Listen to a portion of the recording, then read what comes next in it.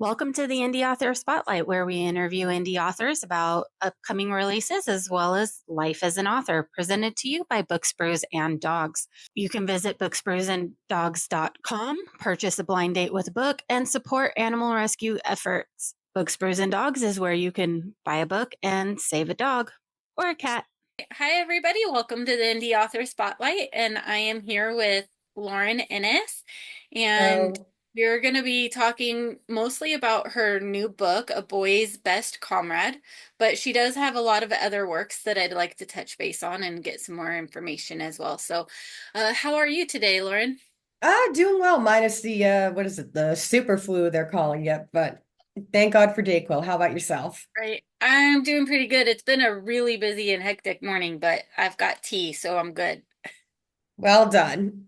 Breakfast, dinner of champions, right? All right. I can't make it through a day without at least one cup of tea. So, um, so your book, A Boy's Best Comrade, is a kid's book. Hmm. And you just released it October or November of last year, so it's brand new. It's a very new book. Um, Right. what inspired you to write a children's book? Because most of your other works are screenplays. Right. So honestly, it's kind of the weirdest story. It came from a dog trivia calendar. I'm kind of a crazy dog lady, and I have this I understand. 365. Okay, so you were late. This 365 dog fun facts calendar that I get every year. And on one of them, it happened to be fun fact of the day was that there are packs of stray dogs in Moscow that have taught themselves how to ride the subway, and not just to how to ride it, but they commute. They follow the same routes every day. And that they've even taught themselves how to run like con artist games where they'll send the cute little ones out to like fake sick and to, whine and try to get food from people that way. And the bigger, scarier ones they'll send out to like scare people into dropping their food. And I just thought that was the funniest, craziest thing. And I was like, that can't be. Where did they go? What did they do? How have they learned how to do this? And then I looked it up and there's entire documentaries on these dogs. That's jaw-dropping. I'm gonna have to look that up. It's That hilarious. so amazingly funny. And you And can see there's videos of them just chilling out on the train like it ain't no thing. yeah, and it really helps prove how intelligent dogs actually are. Oh, absolutely. People who don't have dogs, I don't think truly understand, and some people who do have dogs, I don't think truly understand just how intelligent they are. It's that's It's mind so blowing. fascinating. That's so fascinating. I really So I hands just on kept, I couldn't. I know, you have to look it up because it is the funniest thing. Like there's entire videos, they put little geo-tracking collars on them so you can see their daily route and they follow it. And I guess they've memorized it through all the smells, but like they know to follow the signals, they know how to look both ways, getting on and off. And they just blending with the crowd. People are just used to them and nobody bothers them. They just go about their day like they're average commuters. That's amazing. That It's insane. that would be so cool to be a part of and to go be able to see that. Oh, definitely. I never thought I'd want to go to Russia. It wasn't one of the few places that I'm not like, oh, I have to see it. Like it would be cool, don't get me wrong, but Oh, now I yeah. think I might want to change that. Seriously, because there they are just hanging out to this day. I'll go anywhere to go hang out with dogs. Seriously. It is unbelievable. And like there's even a statue in one of the subways dedicated to one of the street dogs that there was a really awful story. There was like a mentally ill woman who attacked one of them, but the city raised the money to put up a statue dedicated to the street dog because everyone loves seeing him on the train every day. Oh, wow. So they're just part of the local culture now. That's amazing. It It's it's wild. really interesting how we adapt and live and how animals in general can adapt to live um and through observation because that's I mean, isn't that how we got dogs in the first place as companions is they were watching the camps of humans and waiting for the scraps of food and then they slowly started integrating themselves into our life and we wound up with a symbiotic is that the right word Yeah. relationship yeah with that Well, relationship like we work where as a team. they Yeah. helped us and we helped them and so it's really cool to see that happening in our time because we think of that happening only ages ago, centuries ago, millennia ago, but it is still something that happens on a regular basis. Of if you think about all of the stories of crows out there and the people that feed the crows, and then the crows start bringing them little trinkets and thanking them, or they'll protect their yard and alert them when people are there. And so it's interesting how animal we learn to live with each other and how Oh, animals yeah. learn to live with us if we allow them. Exactly. And how much it's a bond that even goes beyond real explanation. Like it goes beyond science, it goes beyond our normal understanding. There's just something kind of deeper there that they just instinctively kind of know. It's insane. I've had both dogs and cats, and I couldn't imagine a world where we weren't companions. And would it even be a world you'd want to live in? I don't think so. I really don't. I love them so much. As you can see, my little pitty is sleeping in the back, and my Yeah, what a husband's at my mountain. feet. So they're being nice and calm today. We'll see if it lasts. Hey, it'll get more viewers, right? Who doesn't love seeing dogs? Right. So, so these packs of dogs that live in Moscow and commute were the inspiration. What, why are you looking back, 100 years into wartime in Russia is when this is happening? And so what brought um that story up? Because I'm guessing this pack of dogs was also the inspiration on why it's in the dog's point of view. Yes. So what happened was it all kind of grew from that whole concept, and I just kept obsessing over it, even when I was working on other adult projects. And I was like, somebody's got to do something with this. Somebody's got to do something with this. And I kept thinking, well, it'd be better as like a cartoon, like a good 80s 2D Don Bluth cartoon. That's what I kept picturing it as. It And really, be good it in it. really does kind of have that feel, but there's also a lot of really good information. You did a lot of research for this. Thank you. Yeah, I mean, there was nights I would be sitting there over maps of Moscow, like on the verge of tears because I was so frustrated trying to find the right roads and the right routes, and because the names change so often with Mhm. every new regime, and just the language barrier. Like if it was like French or German or something, I could at least be like, oh, well, that word looks like that word. But when it's in the Cyrillic alphabet, I'm like, I got nothing.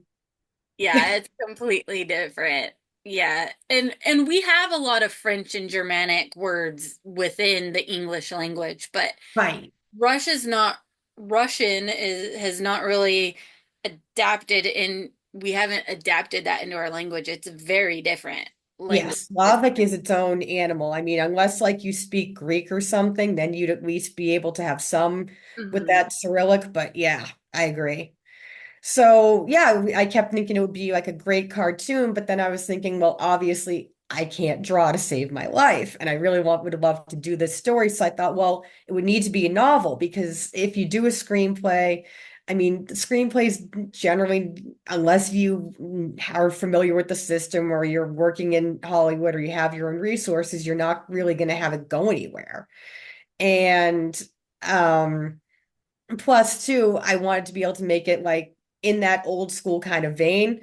And I wasn't sure if I'd even be able to get that done unless I did it in a novel. So then when I decided, okay, I'll do it and it'll be like a kid's book, great. But then I was thinking, okay, so, at first it was going to be just following these dogs on the subway. And I was thinking, well, that's not really enough for a story. That's just straight up shenanigans. It's fun. but where's the Mhm. conflict? So then I was like, okay, well, you have to have one dog that has to come in to be the straight man amongst all these street dogs and be kind of our guide into that world. And then I'm thinking, okay, well, you need some people. Kids and dogs go together, like PB and J. And then thinking, well, why is this kid alone? And then it all hit me at once. I'm like, oh, because it's during Stalin's purges and his parents were arrested by the secret police. And I'm a major history nut, and I Mhm. have had an obsession with Russian history and Russian literature for as long as I can remember. So it was like an opportunity to bring my two great loves of like Russian history and lit and dogs crashing together in one place. Mhm. So I tried to make it almost like Oliver and Company or All Dogs Go to Heaven meets Dr. Zhivago. Okay. Yeah. I definitely see I'm not familiar with the second one that you said, Yeah. but I definitely see kind of an all dogs go to heaven when all the dogs are getting together and they're working on their plan and they're doing all their things and there is a lot of shenanigans in the book. Oh, And yeah. one of my favorite things is the pretentious cat in the beginning when Yes. someone's describing the cat. She's just like, I've met cats before, but this one. And you can just feel the sarcasm and the dislike dripping off of that statement in the book. And like you can't read that without feeling it. It so it was so funny. I burst out laughing as soon as I'm I so read. happy to hear that. I was like, oh my God, this is hilarious. So it is a really heavy book, um, for a kid's book with a heavy topic, but there is obviously still a lot of points where that comedy and that cartoon aspect comes through. And so I think it, I think you balanced that really well with a heavy Thank you. topic and bringing it, into a little bit of a lighter frame, but still allowing that empathy of, wow, things were really hard, or I couldn't imagine having to go through that. And you also made it interesting for adults. So in reading the book, it, for me, and I'm not a librarian, so I don't know that I can, gauge exact ages, but I would give this to like my 8-year-old niece to read, eight, Perfect. 9, 10 years old. But I still really enjoyed it. There's still a lot in there for an adult to, especially because of how much research you did in the history. And I think your love of history shows, because you dedicated a lot to getting it right. And you can tell you didn't just try to glance over, but you really wanted to get it right. Thank you so much. That means so much to hear. Like that's exactly what I was hoping and going for. And I wrote it was to be like for the young and young at heart at the same time. Like something like back when we were all kids and we'd watch like old school Disney or Don Bluth movies, and it would be, they'd always say it's fun for the whole family. Have something that you could watch with your nieces and nephews or your kids, and that you both get something out of. You don't feel like it's like, brain rot like some stuff. Yeah, it's because when you read some kids' books, you're just like, what is happening here? Yes, It I jumps look at all some over of the the place things and my you're not nephews really sure watch. what's going on. And kids love it. And it's great because kids, that's what we do as kids. When we were children, we kind of jumped all over the place and did random things. And, our imaginations will go from here to here without even blinking. But as an adult, we're trained to think more linearly. And so jumping back into kind of that chaotic kid's brain can be really hard. There's some people that do it really, really well, like, Dr. Seuss did, where you had all those kind of crazy things happening, but it was still telling that story. But I think sometimes we just lose the ability to find enjoyment in silly things sometimes as we get older. And so finding kids' books, that we can really enjoy that allow us to explore some of that silliness is really important. Even if it does have a heavier topic, it's still a reminder that, we can enjoy the silliness in life because we get so burdened with everything as we get older, all the bills we have to pay, all the responsibilities, and we really do forget to take joy in small things. And I think the book, A Boy's Best Comrade, kind of shows that it's a really heavy time and really heavy things are happening, but the dogs and the kids are out there and they're just up to shenanigans through the whole thing. And, they're just trying to survive at the same time, but they're doing their best to have fun with it and Exactly. make it fun. And that is a really important lesson, I think, for everybody of all ages. Things can be heavy, but don't forget there's magic. Exactly. And that's what I love about writing, period. I feel like it gives you that chance to escape from, like you said, all the burdens, all the responsibilities, and just let your imagination go and recapture some of that fun of being a kid again. Yeah. I think it really, really helps to have books that we can lean into for that.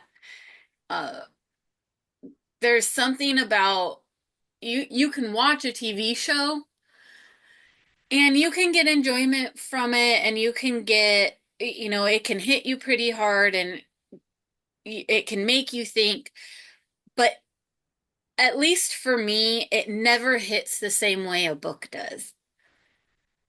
It Definitely. there's so much more, and I think it's because we're more involved in the process of reading than we are when we're watching. When we're watching, it's happening over here. When we're reading, it's happening in here. And so we're so much more involved in the emotions and things that are happening to the characters when we read about them than when we're watching them. Oh, definitely. I mean, you get to be an active participant then, and you get to decide, how everyone's voice sounds and what things look like. I mean, you have the descriptions, but you can kind of make it your own thing when you're reading it. Whereas, like you said, when you're watching it, you're strictly passive, and it just is what it is. There's no room for interpretation. There's no room for adding your own twist, and plus, there's more breathing room for a book. There's more time for the characters to develop. There's more space for the emotional beats to hit. So, like you said, there's definitely much more room for you to be involved. Yeah. So the Boy's Best Comrade, amazing book, definitely worth it. Thank you. Uh, I have really enjoyed it. I am looking forward to being able to finish it. I think I'm about 60 to 50 pages away from the end. All right. But there's so much that happens in this novel, and not, it's not a novella. It is a novel. It's a decent sized book. It's over 300 pages. And that's a pretty big for a kid's book. That's like Percy Jackson. I think even the first Percy Jackson, I'm not sure was even that big.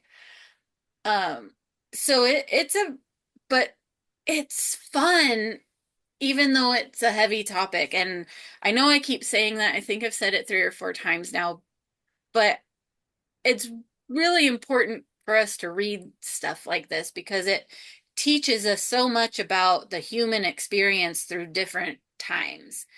So, thank you so much for getting inspired and not just getting inspired to write the story, but to put it out there. Uh, so what was it like going from writing mostly screenplays to writing a novel? What did that feel like for you? Terrifying.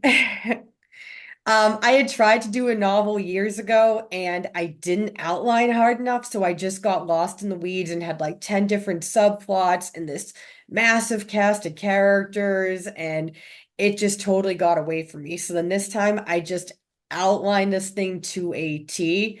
And then I just started out with one small goal, finish the bloody thing.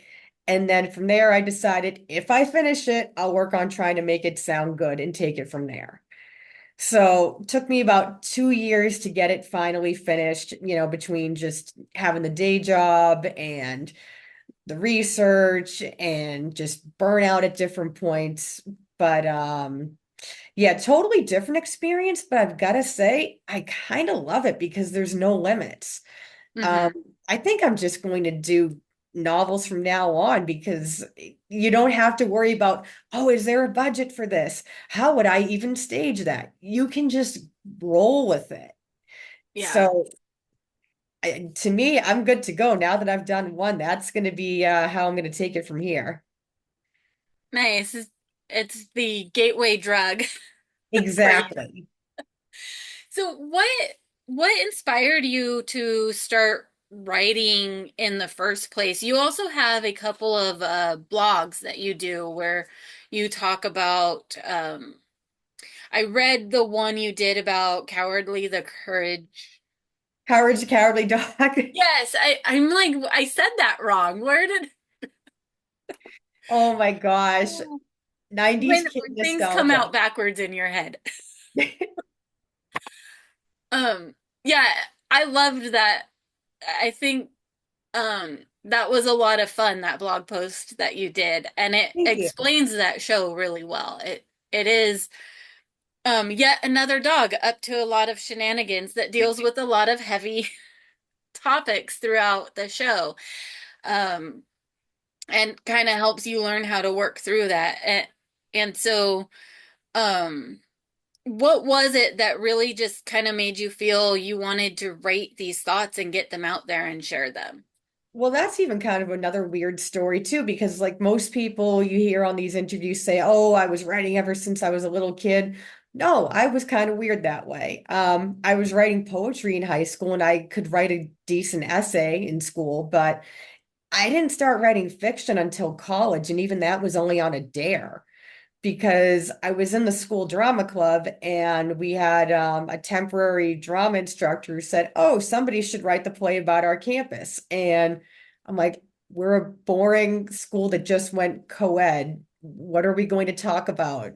Like, we're in the middle of suburban Mass. Like, and he's like, no, no, no. They got all these weird things happen. He names these, celebrities who stop by and these different things. I'm like, yeah, I'm really not getting that out of, George Washington once slept here, but okay. But then he says, oh, and then there was a Nazi spy who used to teach here. I said, come again?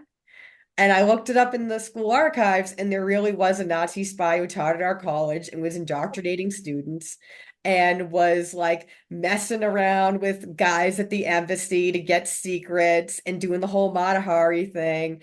Oh And my she gosh. stated, like, she briefly went to jail under like a HUAC under the House on Un-American Activities Committee during World War II, and she just charmed all the guards and whatever, and they let her go scot-free, and she was able to like start a new life running a dance school.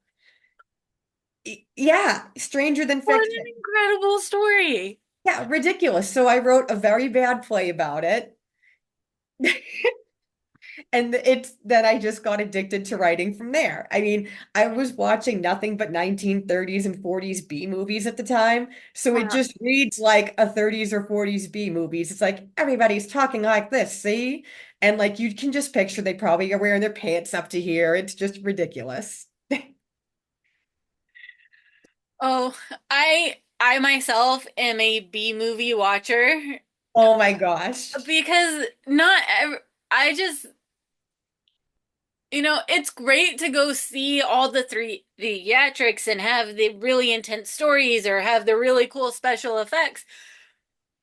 But sometimes I just want to sit and be lost and not think about, not be thinking too hard and laugh and giggle about the campiness of something. And Yes. so I love, I love like stuff like that. And the stories are often, there's nothing wrong with the stories. It's just not, the most popular thing right now by chance sometimes.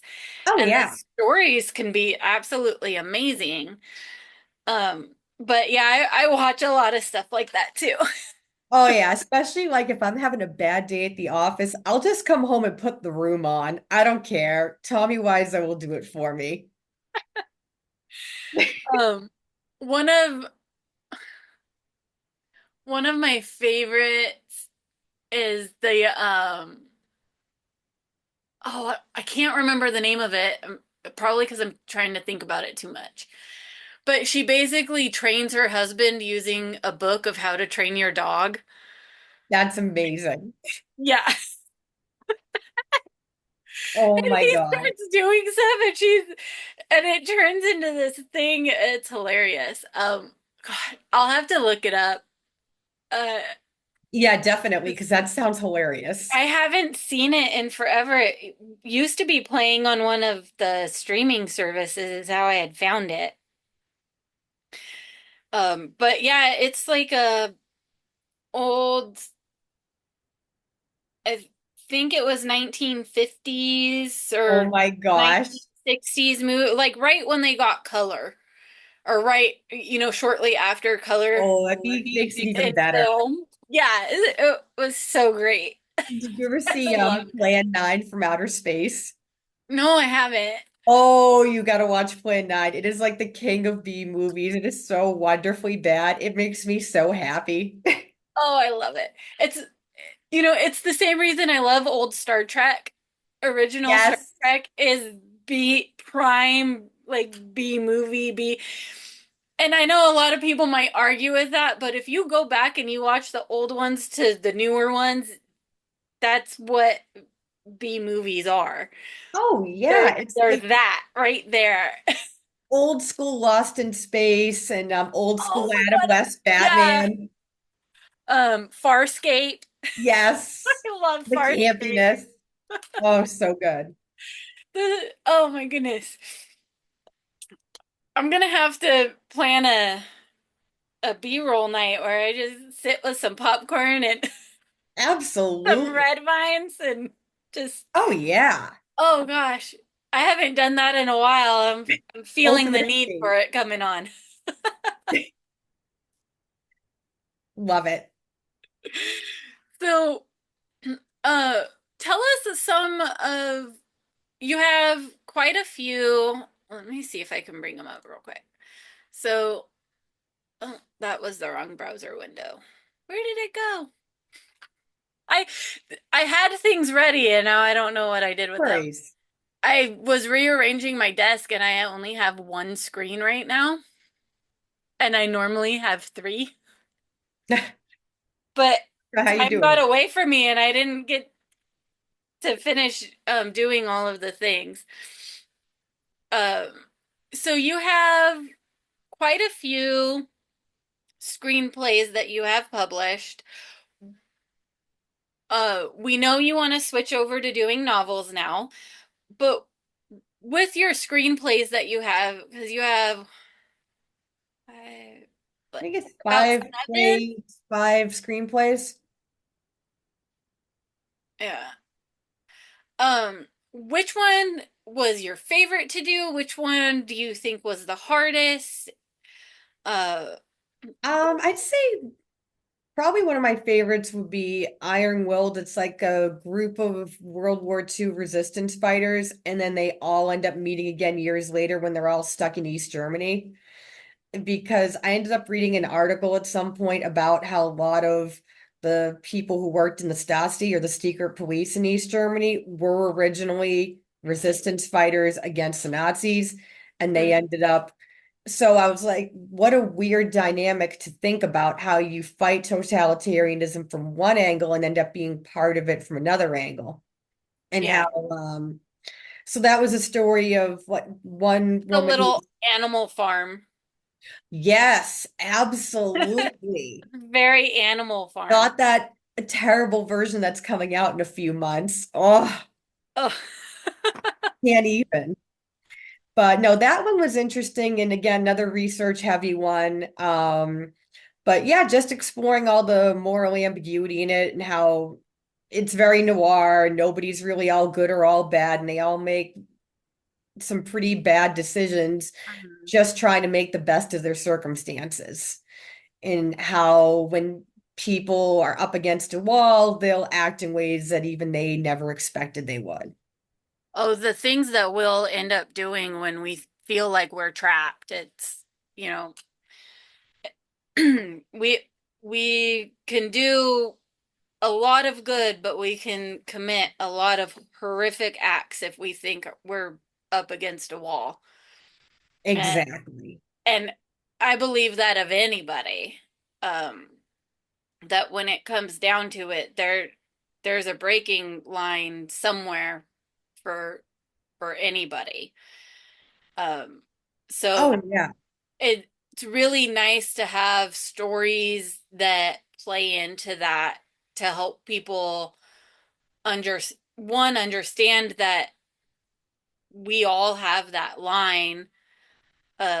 It, how do you work through that? What happens? What does it look like when that line is crossed? What might that feel like? And because when we read, we get to be these characters. Uh, and of course, reading screenplays is a little bit different than reading a novel, but when even in reading the screenplay as opposed to watching it, you're still actively reading it. It's still your imagination coming out in it. Uh, so what would you say the differences are in writing a screenplay versus writing a novel? Like, what was the major difference for you? How did you find that experience? The biggest difference is the description because even when I went over everything with my editor, at one point she flat out said, she's like, these are stage directions. And I said, no, they're not. But she's like, no, they are. I'm like, oh, yeah, they really are. Because I wouldn't just say, the dogs climbed out the window. I'd be like, oh, they pulled over a chair. Then they climbed up on the chair. Then they pulled themselves up to the window. She's like, we don't need this. I'm like, but how do you picture how a dog does this? She's like, we can get it. We're not foolish. I'm like, okay, fair enough. Because I Yeah. was so used to every single thing you do in a screenplay, you have to outline all the physical motions and the placement and on everything. So it was trying to get that out of my head was a big one. And how to add description because it's just action and dialogue when you do a screenplay. Hmm. So this here, trying to add description and not fall into the trap. I thank God I had an amazing editor. But to not fall into the trap of making it sound overly flowery. There was a few times that she even caught me and was like, this doesn't sound like you. I said, no, it doesn't. It's me trying to sound smarter than I am. I'm sorry. You caught me. Oh, who hasn't done that at some point? I remember being in sixth sixth grade, seventh grade, and AOL chat had like just come out to Oh my gosh, big dial thing. up. I know. Oh, and and so I was sitting in a chat room and I'm this, you know, 12, 13-year-old kid trying to sound like I'm an adult and everybody in the room knows it. Yes. I got called out so fast. They're like, so, you know, you're a 13-year-old with a thesaurus and a dictionary sitting next to you. I was just, oh, But at least you brought that dictionary and thesaurus, right? You put in I the effort. did. Oh my gosh. It's so true though. It's like even like looking back at like essays from high school, I'm like, oh, who thought this sounded good? Yeah. It's when you realize your teachers had to remind themselves constantly they're a child, they're a child, they're a Scale child. down. Yes. I I do not envy teachers reading kids' papers. No. Although if social media some of those teachers share some of the things they read in those papers. And it can be comical, but I'm sure the majority of them are not that funny. Oh, I remember I student taught for one semester because I was going to try to go for teaching before I switched over into legal. Oh, the stuff they would come up with. I'm like, you clearly didn't pay attention in class, but good on you for the creativity. I mean, I remember there was one kid wrote an entire paper about how World War II was started because Hitler was abusing Ava Braun and FDR was upset about it and wanted to protect her honor. I'm like, nice try, kid, but not exactly. But A for effort, the creativity The leaps and jumps. Oh, it's of a funny. 15-year-old's mind. That's funny. Yeah. I was like, what Fabio novel did you steal this from, sir?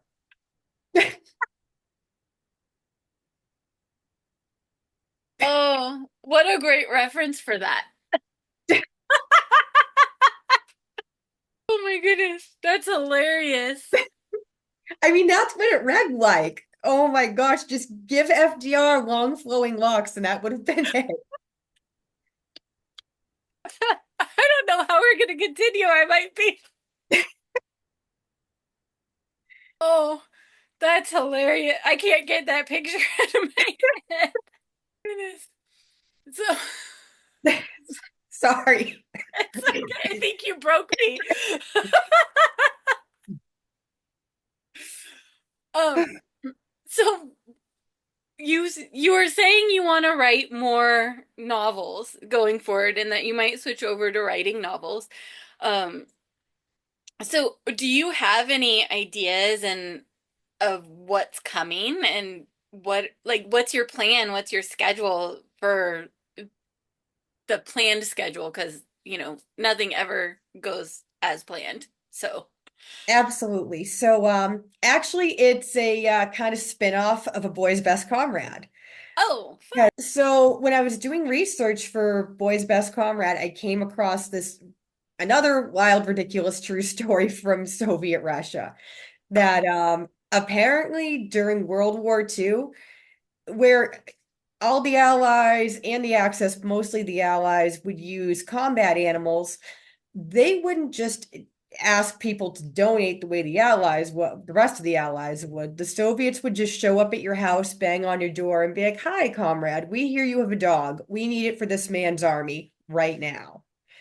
And they drafted everything with a pulse. I mean, there was a camel at the Battle of Stalingrad who they brought to Berlin just so they could make him spit on the Reichstag. I love the epic pettiness of that. that's hilarious. It's amazing. I mean, they had pigeons. They even had cats that would guard all the granaries during the siege of Leningrad.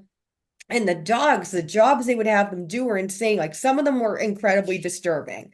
Like they had anti-tank dogs that some of them would do kamikaze missions, and that was Oh, insanely disturbing. But they yeah. stopped that early on because it failed epically, because they would just run back to their handler and be like, look, I got the okay, I want my treat.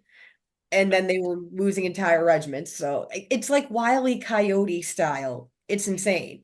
I have to say that's what they get for trying to train dogs Well, to yeah, like, but there were some that did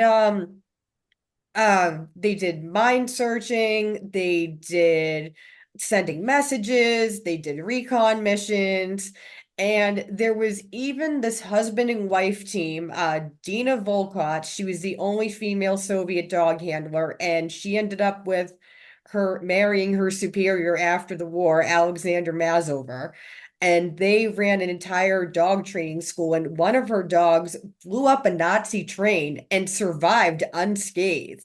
She was trained to take this bomb on her, like a little like a harness, and she was trained to remove the harness on the train tracks so that when the train came up, it blew up, and it blew up an entire shipment of like Nazi armaments. wow, It's insane. And um both dogs another went running.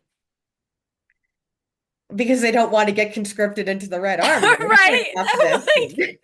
Like what happened? I didn't they're not barking, they're just like, "Oh wait, I don't want to go do that." No, thank you. My lazy boys. Beautiful dogs, by the way. Thank you. But yeah, so when I read about all that, I was like, no, no, they did not. No, this is ridiculousness. So I couldn't resist. So now that's going to be a spin-off of Yuri is grown up or in his late teens, volunteers to join World War II, and he goes MIA, and his new dog wants to go and find him. And when she sets off in search of him, she gets nabbed and conscripted into the Red Army. So it's sort of like Homeward Bound meets Enemy at the Gates. Oh, wow. That'll be fun. And I love that these are all dog forward. Oh, absolutely. Well, they're all based off my dogs too. Yeah. Like Sasha's my current dog, and Mishka's my sister's dog, Ruby, but they always call her Bear, so that's why she got named Mishka. And the dogs in the new one will be my last girl, Sheba, because she was like the East German Shepherd, so they're like built to be like the canine unit dogs. And we used to call her Stitch because she was like Lilo and Stitch. She was so Mm. feisty and out of control. And like you would take her to the park, she'd find drugs in the park, she'd find money, we put it back. We don't want it, put it back. And she was just absolutely wild. She was always in trouble, but we all loved her. But I figured she'd be great to be putting into that war setting. She was built for it. And Yeah. it'll be her playing off another dog who's kind of more skittish and scared, and that's based off my sister's last dog, Lady. So That these sound like I can't wait until you're done with it. It sounds like so thank much you. Thank you. fun. Yeah, it'll probably be a while because I've still, I've got the 9 to 5, and I'm hoping it'll be faster than the 2 years on the last one, but fingers crossed. Yeah, that's well, maybe it will be because you have a little bit more experience with writing the novels. You have a little bit more of a you know plan on what to do because you got this one done. Murphy, okay. What you growling at? What you growl at? I don't see nothing. You're safe. Wait.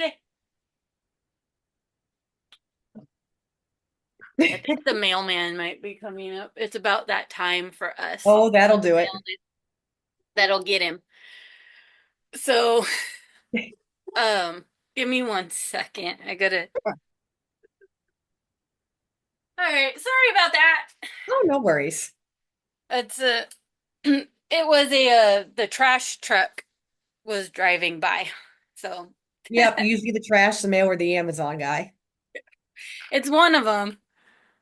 But he's definitely never gonna let anyone in without making sure we are fully aware that there is someone Good here. job. So I he's mean, doing my his girl job. usually just gives me a dirty look and is like, go deal with that. Yeah. Perrin doesn't react to anything either. He gets up and runs because Murphy does. So, well, come here. Team effort. Yeah. Now he's being demandy. Come, Oh, so cute. come here. Good job. All right. Distract him before he decides he's gonna sit there and bark the rest of this. I don't have I don't have time to do that training right now. So, um, the book you have out, and the book you have planned are so. One is definitely so much fun. One sounds fun, and I'm really looking forward to getting to see the expansion of that world. Uh, Thanks so so much. I'm looking forward to it. So, um, trying to remember where we were at before I got the dog. I think we're just talking about like other plans coming up kind of thing. Yeah, and how busy it is. So you're right. Um, so now that you've written the that first novel and gotten it out and you have more of a plan, I'm thinking that you're right, that it might take a little less than the 2 years that you're hoping it takes less than. Uh, but it is something that, when you read indie authors, it's something that you get used to. Is it takes a long time to get that next novel the majority of the time because you are dealing with people who aren't writing full time more often than not. They have 9 to 5s and they have families on top of those 9 to 5s, and they're not writing full time as a job. So they're fitting it in between family and work and rest and all these obligations that they have to do, and so do not push yourself to get it done just for us. We can wait.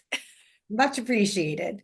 And in the meantime, one of my screenplays, I adapted into a graphic novel, and that should be coming out in the next few weeks. Oh, fun. Yeah, it's called sorry, Daughters of Attrition. It's about two little girls in a orphanage in Kabul during the American withdrawal from Afghanistan 3 years ago, and how they make their own comic book to cope with everything that's happening around them. Oh, how neat. Thank you. Really interesting to see. I love that you go in and explore all these heavy topics and find ways to insert creativity and joy and into your characters to help them overcome and adapt to the hard and often horrific things that have happened uh, in their environments. And just, I think that that really helps with us when an author can do that. And when we read books that do that, I think it really helps us to learn, one, we're not alone. Two, the way that I feel is is normal. I'm not as alone as I think I am. And it can also open our eyes to new ways of seeing things so that we have, to being able to see the light at the end of the tunnel sometimes when we're in those dark spaces, and realizing how other people can get there and taking joy in those small moments. And there's so many things in books that help us to understand more about ourselves, that it is so important that we learn how to read and we learn how to find the allegories in the stories because of what they do just to help us get through. Not just for entertainment, but they really do help speak to us in a way that helps us learn, adapt, and move forward. I mean, that's why storytelling was always done through the centuries.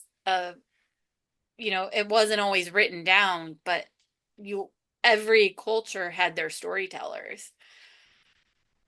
And Oh, absolutely.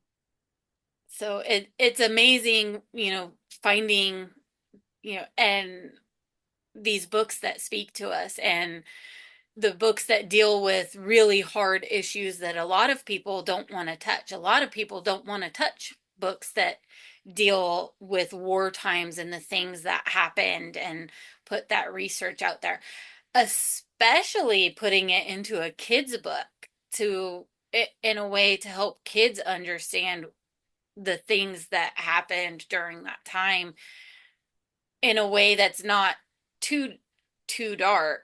And I think you've just done that really well, and it's I love that you tackled that. Well, thank you. I mean, I those were some of the books that I loved the most as a kid and that really fostered my love of history. Like I remember reading Number the Stars in fifth grade and it blew my mind because that was the first time I'd ever read anything about the Holocaust or World War II. And just thinking something like that could have happened in a relatively recent time period was just absolutely mind-blowing. Hmm. And then even learning, like we read books about the girls in the Lowell Mills and about the Industrial Revolution and how awful the conditions they all had to work in were. I mean, kids who were our own age at the time, so it really hit home that much harder. And I mean, those were the ones that really stuck with me through the years. Yeah. Which is understandable because of the topics that they deal with. You would expect that they stick with you because they make an impression, and they should make an impression. Are they should teach us a lesson in what history did and how it felt to have to live through that so that we don't repeat those types of things. But we can't learn from that if people don't write it and people don't read it. And we are supposed to learn from our experiences and learn empathy from reading about these characters. And that's the point of storytelling, and it always has been. Even if you look at old myths from around the world, the point was to teach you something. You were supposed to learn something from it. And so I don't go into a book expecting to learn something, but I do go into a book going, what can I learn from it? Exactly.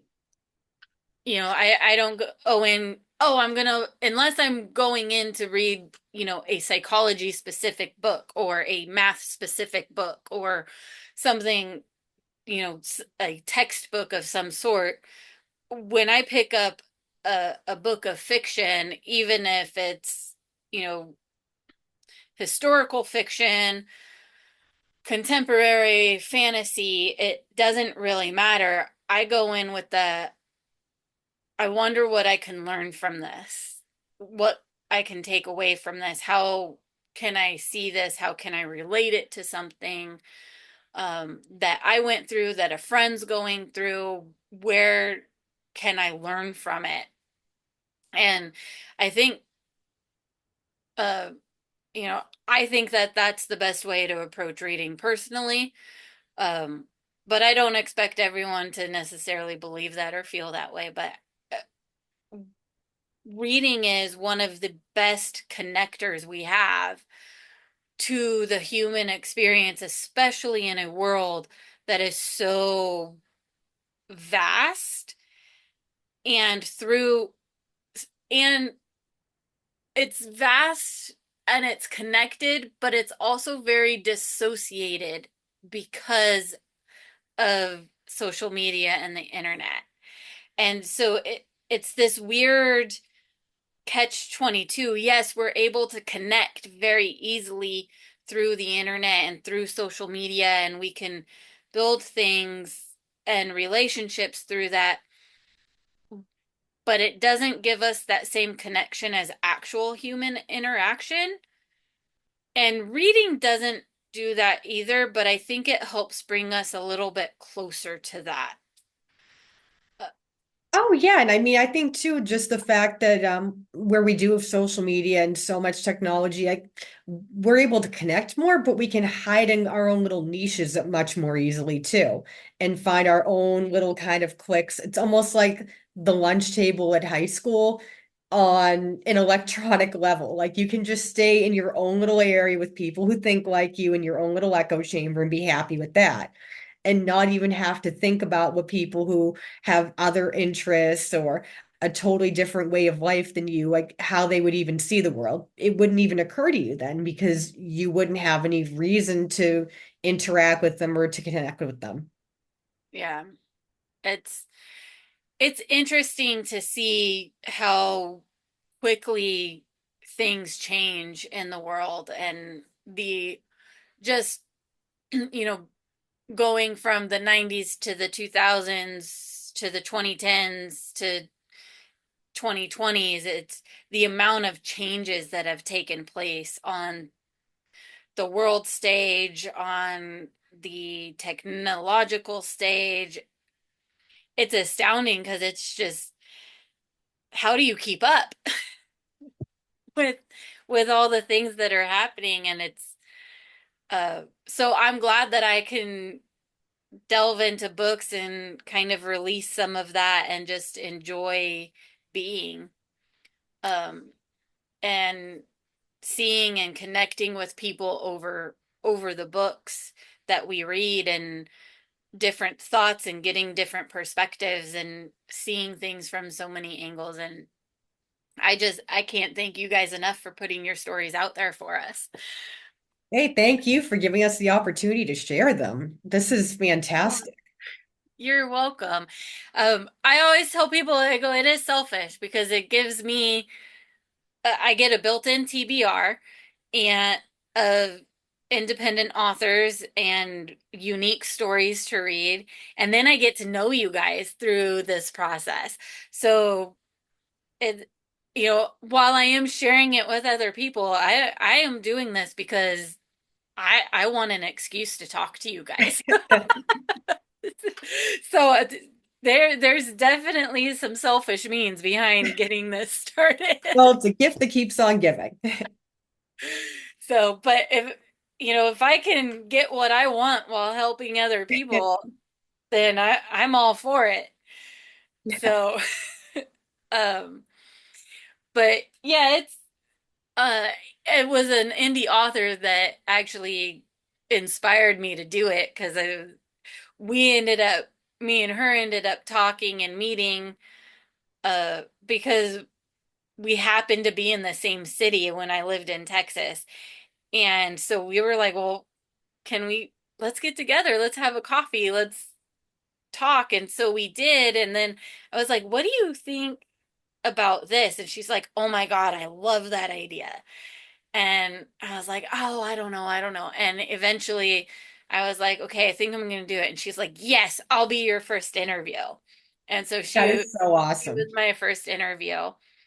And we talked about her books, and we talked about, we had to do it twice, um because the first time, um something, the dogs like got into it over a toy, and I had to stop the recording, and when I restarted it I forgot to turn the mics back on, Oh and so we no. recorded the whole thing with no mics, and so I had Oh, to bring her back. We had to record it twice. oh, And I felt so bad, but she was so easygoing. Lauren Sorensen is her name, and so I'm not just calling her, but Lauren Sorensen, and she was just so amazing and so supportive, and she helped introduce me to a lot of the indie authors that went through the first rounds. And um this past year has just been such a fun and amazing experience, even with all of the trials I've been going through. Um, I've had to put like the book sales that I do kind of on hold, but I have absolutely refused to drop doing the podcast. As hard as it has been, I was like, I am going to continue doing that. I'm not dropping it. I will figure it out. And so, um, here, and that's here we go. fantastic because the amount of work that goes into these, and you've been putting these episodes up consistently Yeah. and across a wide variety of genres and all different types of authors. So kudos to you. Yeah, it is challenging. It really is, but it is also very fun. My least favorite part is the editing, which is why I don't really edit anything out. I just put in the pictures of the books and things across the top. Although I do edit out laughing fits, which I'm gonna have to do this one because That's fine. If we can edit out you the broke coughing me. jags, that would be great. Um, but Yeah, so I'll edit the small things like that, like when you broke me laughing and I sat here for 5 minutes trying to catch my breath. But um it's just fun, and the amount of things that I learned from you guys about the work that you do, about what inspires you, about you know, how you get started in doing things, and everybody's story is so unique, and it's so much fun to hear that and to learn that. And I really do hope that, everybody's story reaches somebody that it can connect to it, and they can feel inspired if they've been waiting or holding back and feeling not quite ready. And one of at least one of the authors that I talk to is gonna their story is gonna reach somebody, and it's gonna inspire them. And I really do hope that that happens, and that you guys can inspire each other, watching it and listening to and connecting with new authors that maybe you haven't seen before. um because it's such an amazing community, and I feel so privileged to be a part of that community, with how supportive everyone I've met within the indie author community is. It's just absolutely amazing. No, thank you. I mean, I think that's the most any of us hope for is to just have it reach that one person who it really hits. And just to know that, even for that one, that brief span of them reading it, that it meant something. Hmm. Yeah. And it's just such a weird weird isn't the right word. um I think my brain froze. But taking these ideas and these stories in it and having the courage to put them out there, and to have other people reading it and interpreting it and getting their own ideas from it is one, like, really cool and really terrifying, and has to be what I imagine to be a really um kind of bizarre experience, because you write it with the intention of this, and some people get that, and then some people get something completely different, and you're going, okay, I get, you know you know Oh, and it's definitely. It's how how surreal. you work through that kind of feedback, when it's like, how did, you know when you're getting something that comes out completely different than what you were expecting people to get out of it.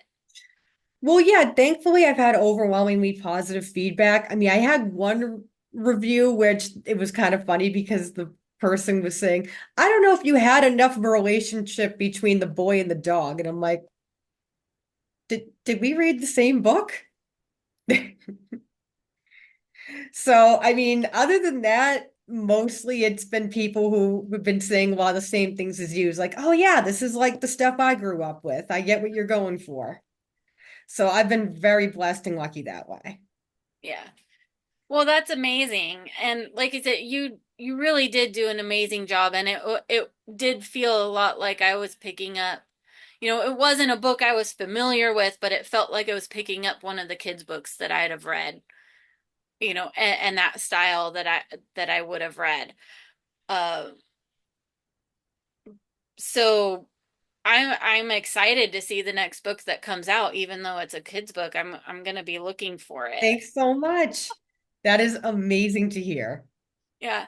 Well, thank you so much for joining me today, and I guess the dogs. So I guess that is an us. Well, thank you to all of you. This has And been amazing. oh, thank you so much. I appreciate your time so much, and I appreciate um you sharing your stories of what inspired you and how you got your stories and all the things that are coming. And I'm just so grateful to have this time to spend with you. And just thank you so much. Thank you so much. This has been such a great experience. I'm so glad you feel that way. I'm really excited to see everything that's coming from you. And hopefully, we'll talk again when the next book comes out. Absolutely. That'd be amazing. Thank you. You're welcome. Bye, Lauren. Have a great day. Bye. Thanks, you too.